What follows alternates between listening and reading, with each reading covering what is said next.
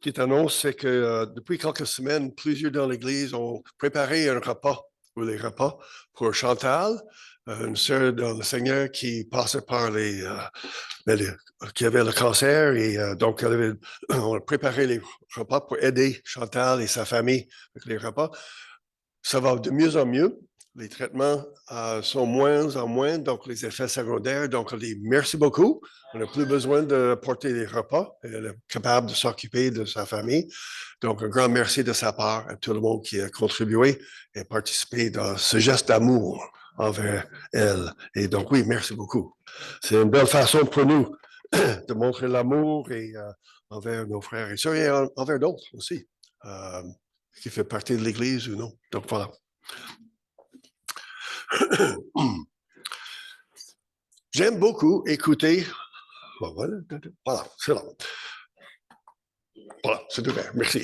J'aime beaucoup écouter les témoignages des gens qui ont accepté le Seigneur.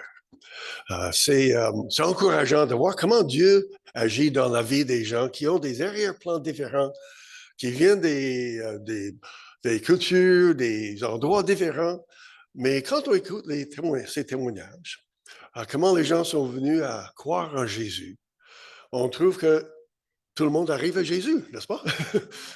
Peu importe le chemin, peu importe les contextes, la manière, le bagage qu'ils ont, ce qu'ils ont vécu, on arrive tous à Jésus.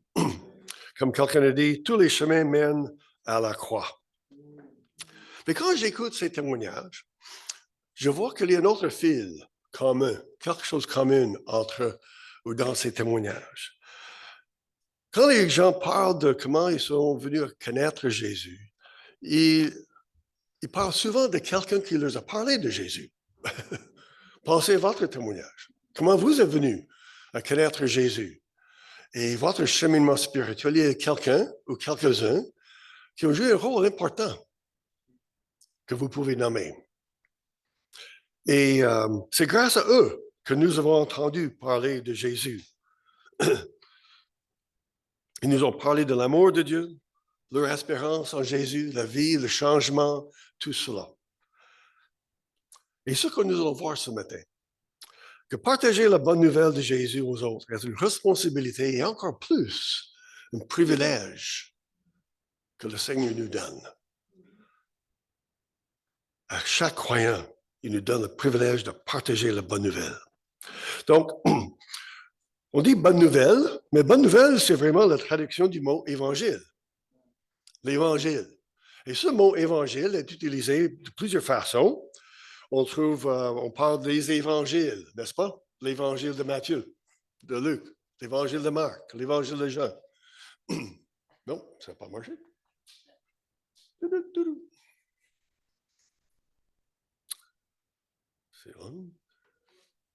C'est moi ou toi? C'était moi? Bon, voilà. Excusez pour ceux qui sont chez vous, excusez pour ça. Alors, on parle des évangiles, la bonne nouvelle. Un autre mot, évangélisation. Ça, c'est l'activité de partager la bonne nouvelle. Un évangéliste, c'est quelqu'un qui consacre sa vie à proclamer la bonne nouvelle aux autres.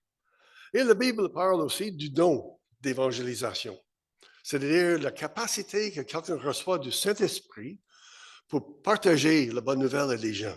On va parler de ça tantôt. Mais il faut poser la question, pourquoi? Pourquoi proclamer la bonne nouvelle? Pourquoi en parler aux autres? Mais pour la simple raison, c'est parce que nous sommes séparés de Dieu. Nous sommes perdus. L'être humain est séparé. Ce que nous voyons en Romains chapitre 3, les versets 9 à 23, c'est le texte. On va lire quelques versets dans ce texte. Vous pouvez le lire au complet chez vous. Mais nous lisons ces versets en Romains chapitre 3. Tous, juifs et grecs, sont sous l'empire du péché, selon qu'il est écrit. Il n'y a point de juste, pas même un seul. Nul n'est intelligent, nul ne cherche Dieu. Tous sont égarés, tous sont pervertis. Il n'en est aucun qui fasse le bien, même, pas même un seul. Ils ne connaissent pas le chemin de la paix. La crainte de Dieu n'est pas devant leurs yeux. Il n'y a point de distinction, car tous ont péché et sont privés de la gloire de Dieu. Ce n'est pas une description tellement encourageante de l'être humain, mais c'est la réalité. C'est la réalité pour les gens sans Jésus. Donc, quand oui, nous sommes séparés, privés de la gloire de Dieu, notre Créateur, par l'orgueil, la désobéissance, une vie centrée sur soi-même, ce qu'on appelle le péché. Donc, le résultat, c'est des vies sans espoir, découragement, conflits, des injustices, manque d'amour, de respect, de compassion. Et cette séparation de Dieu, et ce qui est important à comprendre, n'est pas seulement pour la vie ici sur Terre, mais la Bible dit clairement que c'est pour l'éternité. Maintenant, nous aimons beaucoup les promesses de Dieu, les versets bibliques qui parlent de comment Dieu est là dans nos vies, on peut tourner vers lui et les promesses pour nous aider dans la vie. Mais quand on lit les textes sur l'éternité, le jugement pour l'éternité, on trouve ça plus difficile. Mais si on accepte une, on doit accepter l'autre. On ne peut pas juste prendre la moitié. Ce qui nous paraît plus facile, plus encourageant, plus intéressant, où on comprend mieux, c'est tout ou rien. Donc la Bible, Jésus, ailleurs, partout dans la Bible, on parle d'un jugement. Jugement final, jugement éternel. Donc voilà pourquoi il faut en parler aux autres. Et la réponse à ce problème, c'est Jésus, n'est-ce pas? C'est Jésus qui est la bonne nouvelle. Quand on parle de bonne nouvelle, ce n'est pas une chose, c'est une personne. Jésus est notre bonne nouvelle. Et c'est Jésus qu'on veut parler, communiquer, et témoigner et annoncer aux autres. Qui Jésus est? Dieu lui-même parmi nous. Celui qui a laissé la gloire éternelle pour devenir vivre parmi nous. Et tout ce qu'il a fait, accompli sur la croix, comme nous avons chanté dans plusieurs chansons ce matin. Sa mort pour nous, sa vie, sa résurrection et un jour son retour.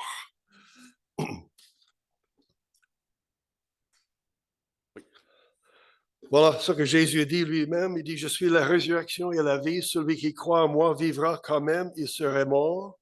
Et quiconque vit et croit en moi ne mourra jamais. Crois-tu cela? Question pour nous, pour les gens autour de nous. C'est la question que Jésus a posée à Marie et Marthe. Je suis la résurrection de la vie.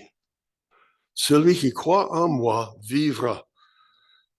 Crois-tu cela? Et ailleurs, plus tard, Jésus dit à ses disciples, je suis le chemin, la vérité et la vie. Nul ne vient au Père que par moi. Jésus est la réponse. Il est la réponse. Donc, ce sont les versets, les vérités que nous avons entendues, nous connaissons bien, nous croyons à cela. Et Jésus nous a donné comme disciples le mandat d'annoncer cette bonne nouvelle aux gens autour de nous. Les gens qui sont séparés, les gens qui sont sans espoir, qui ne connaissent pas Dieu et sa grâce et son amour. Et ce que Jésus a dit à ses disciples, juste avant de monter au ciel, le Saint-Esprit descendra sur vous, vous recevrez sa puissance, vous serez mes témoins à Jérusalem, dans toute la Judée, la Samarie et jusqu'au bout du monde. Ses témoins. Et voici ce qu'on voit à travers les générations. Hein. D'une génération à une autre, quelqu'un, les disciples, parle, annonce Jésus, proclame et la bonne nouvelle à des gens. Les gens qui acceptent ça parlent à leur tour à quelqu'un, à leur génération, qui à leur tour en parle aux autres. Et eux en parlent à d'autres. Et ensuite, de génération en génération. Ça, c'est l'évangélisation. Aussi simple que ça. À travers des années. L'évangélisation, ce n'est pas quelque chose de grand, d'inconnu, trop difficile. Non, c'est simplement parler aux autres de Jésus. C'est ce qu'on va voir. Donc, moi, on dit qu'il n'y a rien de nouveau sous le ciel. Donc, ce que je vous partage, ce n'est pas nouveau, ce n'est pas une révélation, c'est juste ma manière de comprendre et communiquer c'est quoi l'évangélisation. Donc, je divise ça en deux grandes catégories. La première catégorie, c'est partager la bonne nouvelle à travers des activités que j'appelle impersonnelles. Par cela, je veux dire la distribution des traités, la Bible, le porte-à-porte, par radio, par l'Internet, par les événements organisés, un kiosque dans un lieu public. Et on dit impersonnel parce qu'on ne connaît pas la personne à qui on donne le traité. On ne connaît pas la personne à qui on donne la Bible ou qui passe devant nous. Ils sont là, ou elle est là juste pendant quelques secondes, une minute ou deux, et on leur en parle, on donne quelque chose et ils partent. Il n'y a pas de contact personnel. Il n'y a pas de relation personnelle avec la personne.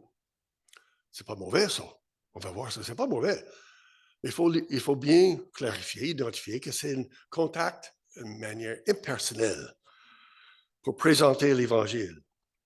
Et il y a des gens qui acceptent le Seigneur à travers ça, qui viennent au Seigneur.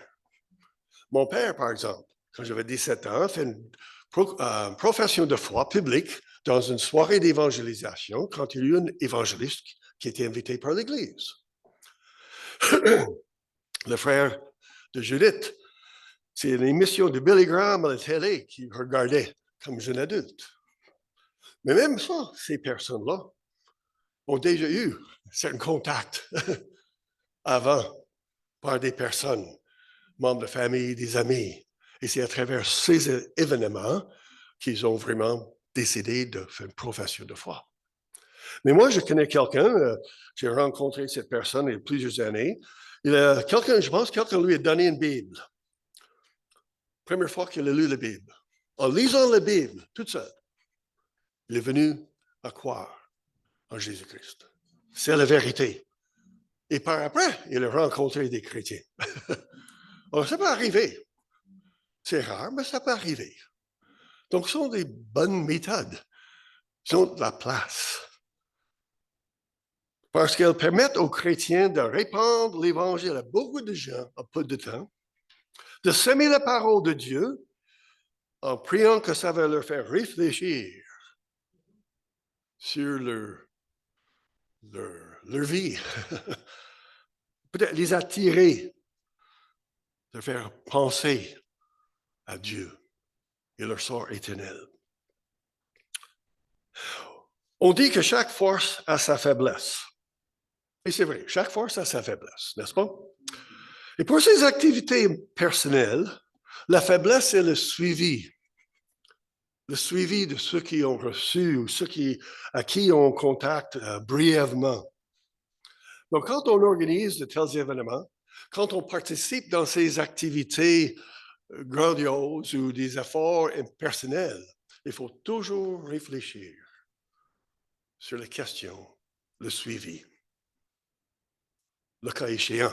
Ce n'est pas tout le monde qui est intéressé, ce n'est pas tout le monde qui va vouloir savoir plus. Mais si oui, qu'est-ce qu'on va faire? Comment est-ce qu'on va faire le suivi auprès de ces personnes-là?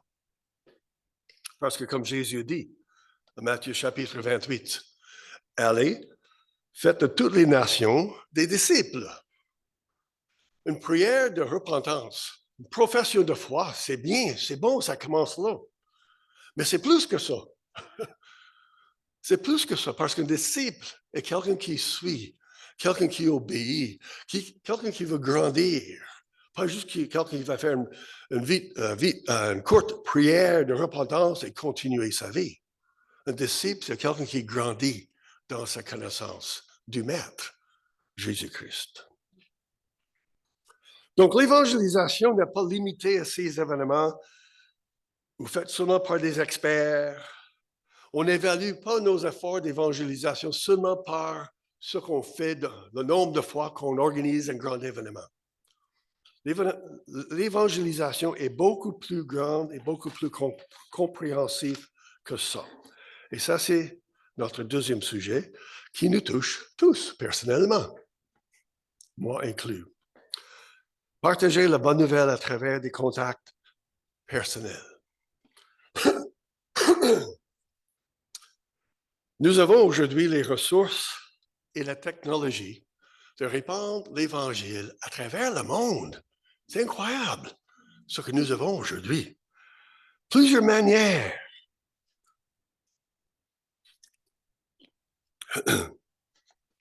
Et certaines personnes peuvent penser, ah, ça c'est adéquat.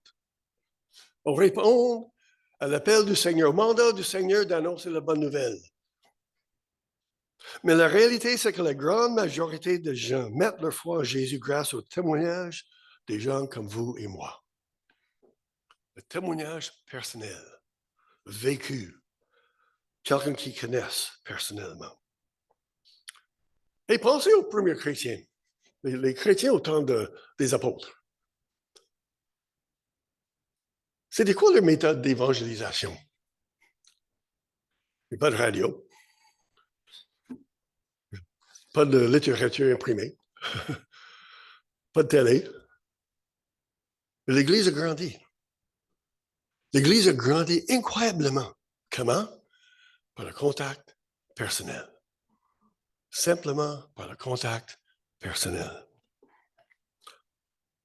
Hey, n'oubliez pas que ça fait quelques centaines d'années, depuis les années 1450, que nous avons ce qu'on appelle littérature imprimée. La radio depuis les années 1900, la télé depuis les années 50, l'Internet depuis juste les années 90. Tout avant ça, par la bouche, partagé, contact personnel, l'un à un. Donc, gloire à Dieu pour la technologie, gloire à Dieu pour les ressources que nous avons pour répandre l'Évangile au monde. Mais le moyen principal et plus efficace demeure toujours contact personnel. Il y a 2 semaines, Daniel a prêché un message sur renoncer à soi-même. Il a dit faire le choix, renoncer à soi-même. Il a abordé le sujet de plusieurs façons, mais il dit, ça veut dire faire le choix joyeux, d'avoir une vie où nous sommes conscients que nous sommes en train de servir Jésus, et ceci dans tous les domaines de notre vie. Aussi, les gens voient que Jésus est Seigneur de telles personnes, et leur exemple de vie montre qu'ils vivent pour lui, dans tous les domaines. Et les gens voient à travers ce que nous faisons, notre style de vie. Donc, on vit pour Jésus, mais si on n'ouvre pas la bouche pour dire pourquoi, d'où vient la joie, d'où vient l'espérance, pourquoi ce changement dans ma vie, les gens ne sauront jamais que c'est Jésus. Ah, t'es chanceux. Ah, j'ai réussi moi-même. Ou est-ce que c'est vraiment Jésus qu'on donne la gloire et l'honneur? Et c'est ça l'évangélisation. Expliquer simplement d'où vient notre espérance. Car c'est le résultat naturel de quelqu'un qui suit Jésus, qui vit pour le Seigneur. Dans 1 Pierre chapitre 3, nous lisons « Étant toujours prêt à vous défendre avec douceur et respect, avec douceur et respect, devant quiconque vous demande raison de l'espérance qui est en vous. » Et voilà, toujours prêt, conscient, prêt à répondre, saisir des opportunités qui sont là. Pour ceux qui étaient à la réunion de prière il y a 2 semaines, on était tous tellement encouragés, n'est-ce pas, d'entendre, d'entendre plusieurs qui ont raconté comment ils ont eu des contacts par hasard, comme on dit, avec des gens au magasin, quelque chose, où ils ont l'opportunité de faire un genre d'amitié, contact avec des gens. Ils vont développer, continuer le contact, espérant, Dieu voulant, une opportunité pour partager l'Évangile, la foi en Jésus. Maintenant, il y a des gens qui vont dire, « Ah, mais je ne sais pas quoi dire. Je n'ai pas suivi un cours. Je ne connais pas les versets bibliques. Je ne sais pas quoi dire. » Vous connaissez l'histoire, n'est-ce pas, de l'homme qui était possédé de démons, guéri par Jésus. Jésus, ses disciples, étaient en voyage vers une ville, un village, étaient dans la campagne. Il y a un homme là qui était possédé de plusieurs démons. Un homme violent. Tellement violent et agressif que tout le monde l'évitait. Alors, quand il voyait Jésus passer, il est venu rencontrer Jésus et vous pouvez lire l'histoire en Marc chapitre 5. Mais Jésus le guérit. C'est vraiment encourageant. Jésus guérit cet homme, il vient à son bon sens, il devient vraiment quelqu'un aimable. Et naturellement, il voulait suivre Jésus. Il était rejeté par les gens. La société l'avait rejeté. Maintenant, Jésus le guérit et Jésus continue son chemin. Il dit, hey, je vais aller avec toi, Jésus. Et qu'est-ce que Jésus dit? Non, tu ne viens pas avec moi. Je peux imaginer que le gars était pas mal déçu. Mais qu'est-ce que Jésus lui dit? Va, rentre chez toi auprès des tiens. Raconte-leur ce que le Seigneur a fait pour toi et quelle compassion il a eue pour toi. Tout le monde peut dire ça. Tout le monde a quelque chose à dire. Nous avons tous quelque chose à raconter. Est-ce que cet homme avait une réponse à toutes les questions que les gens lui posaient? Hey, qui t'a guéri? Comment? Les réponses théologiques et tout ça? Du tout, du tout. C'est seulement Jésus qui m'a guéri. Regarde le changement dans ma vie. Gloire à Dieu. L'autre histoire, Jésus a guéri un aveugle dans la ville de Jérusalem. Quand il était aveugle, je pense, toute sa vie. Donc, il voit, il est content, il court, annonce qu'il est guéri. Les autorités religieuses l'ont pris, dit, hey, qui t'a guéri? Ah, mais c'est un homme qui s'appelle Jésus. Non, non, non. Tu n'étais pas vraiment malade, tu n'étais pas vraiment aveugle. Il dit qu'il est Dieu. Non, non, non, c'est pas. Il doit être un homme, c'est un truc, quelque chose. Et grand débat, questionnement entre les autorités religieuses et cet homme. Finalement, l'homme est un peu exaspéré, frustré, il dit. Voilà. Donc, le gars parle de Jésus. S'il est pécheur, un homme ordinaire, s'il est pécheur ou non, je n'en sais rien. Mais il y a une chose que je sais. J'ai été aveugle, maintenant je vois. Maintenant je vois. Réponse à toutes les questions? Pas du tout. Mais il avait quelque chose à raconter. Comment Jésus a touché sa vie. Et nous avons tous quelque chose à dire. Pas la même chose, mais toutes ces choses nous amènent à Jésus. Nous amènent à Jésus. Et il y a des gens qui disent, oh, j'ai pas le don. J'ai pas le don d'évangélisation comme une telle personne. J'ai pas suivi un cours. La Bible parle beaucoup des dons de l'esprit, n'est-ce pas? Les gens qui ont reçu un don, capacité spéciale. Mais il faut vraiment comprendre la distinction entre les dons du Saint-Esprit et les responsabilités générales pour tous les croyants. Voici quelques exemples. Enseigner la parole, le don d'enseignement. Mais nous sommes tous appelés à enseigner. Et nous enseignons tous, au moment donné. Les parents aux enfants. Quelqu'un vous pose une question, vous répondez avec un peu de connaissances que vous avez, c'est enseigner. Avez-vous le don d'enseignement devant un grand foule pour répondre à toutes les questions? Non, peut-être non. Mais vous êtes capable de au moins répondre, donner une certaine connaissance à des gens. Servir, le don d'aider ou servir est mentionné dans la Bible. Nous sommes tous appelés à servir les uns les autres, aider, comme on l'a fait avec Chantal, avec les repas, quelque chose de simple. Mais il y a des gens qui ont vraiment une capacité spéciale pour aller au-delà, pour donner, servir les gens. Contribuer financièrement aux œuvres du Seigneur, pour les dîmes et les offrandes, responsabilité de tout le monde, de tous les croyants. Mais il y en a des gens qui ont le don de libéralité. La Bible en parle. capacité de donner beaucoup plus que ce qui est normal ou attendu. Ils sont contents que le Seigneur leur a donné cette capacité. Exercer l'hospitalité. Hébreu, exercer l'hospitalité entre vous, les uns envers les autres. Ça, c'est tout le monde. Mais des gens qui ont le don, la capacité de recevoir les gens chez eux et les faire sentir accueillis. Et c'est normal, c'est naturel pour eux. Distinction entre don et responsabilité. Même chose pour l'évangélisation. Tous appelés à proclamer la bonne nouvelle de Jésus. Mais il y en a qui ont un don spécial. Mais gloire à Dieu pour eux. Gloire à Dieu pour ces personnes-là. Mais ce n'est pas réservé uniquement à eux. Nous avons tous le privilège de participer et annoncer cette bonne nouvelle de Jésus. Frères et sœurs, Dieu est à l'œuvre.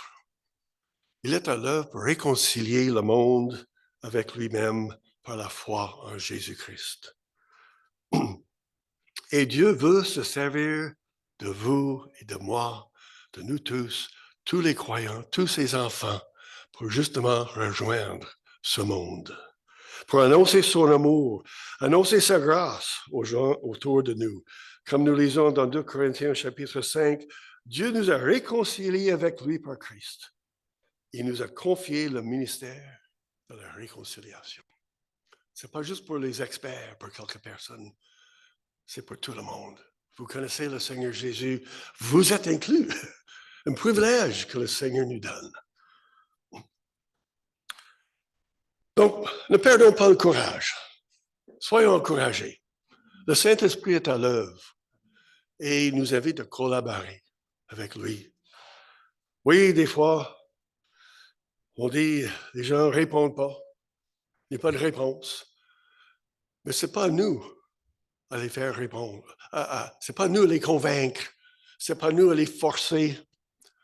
À nous à annoncer. Et le reste est leur responsabilité est dans la main du Seigneur. Donc, perdons pas courage d'annoncer cette bonne nouvelle de Jésus, de saisir les opportunités, d'être conscient en vivant pour le Seigneur, être conscient que lui va nous donner des occasions pour parler, ouvrir la bouche et raconter ce que le Seigneur a fait pour nous. Amen. Prenons quelques instants, un moment de réflexion personnelle, de prière, et je vais terminer par une prière moi-même.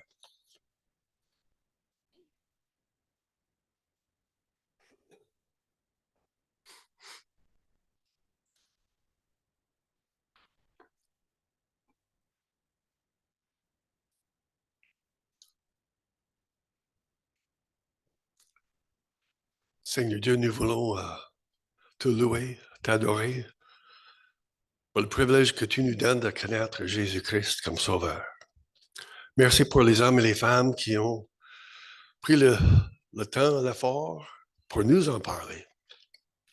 Donc, Seigneur, merci pour ce privilège que tu nous donnes de continuer cette œuvre de grâce, de continuer cette œuvre pour annoncer la bonne nouvelle aux autres.